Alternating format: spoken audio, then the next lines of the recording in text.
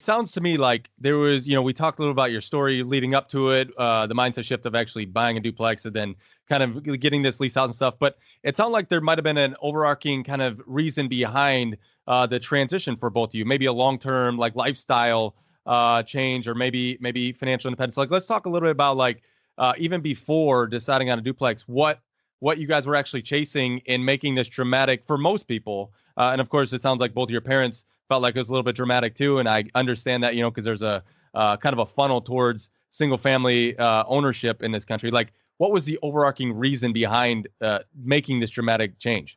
I guess being an engineer, I like the slow, the steady kind of change over time. So the long term like tax benefits and game of buy and hold real estate, once I started to learn about it, really really did it for me. It was I understood it. I could do it. It made sense. The risk in my mind was low, especially for our market. I feel like we found ourselves in the burbs, with decent amount of credit card debt, student loan debt, living in a nice area. We had our friends. It was also picked out mostly for location to our jobs at the time. And I don't think it was any one thing for me. It was just this, I guess noticing that we were kind of almost in this rat race and in this wheel, like people talk about, nothing was changing. And we were in that house for 2 years and our bank accounts didn't change much. Like, honestly, we were almost not quite like month to month, but in a way, almost like we weren't saving anything substantially to make huge moves or anything. And it was like, the market in the area, our realtor just came to us and said, like, would you guys sell your house if you can make a bunch of money? And we hadn't really thought about it. And she sold it for way more than we thought it was. And it was just it was a good way to take the cash that we got from the sale of our house and put it to work for us rather than just go spend it again. I think it was definitely the first step in a longer term goal of what everybody does it for, like the time freedom and spending time with each other and, not having to, well, at the time, not having to drive to the office. Nobody has to do that anymore. But the impetus really was that, what if we sold our house in the suburbs? It wasn't something we had been considering, but then we saw the dollar signs and kind of like what Michael said, we'd done everything to that point we were told we should do.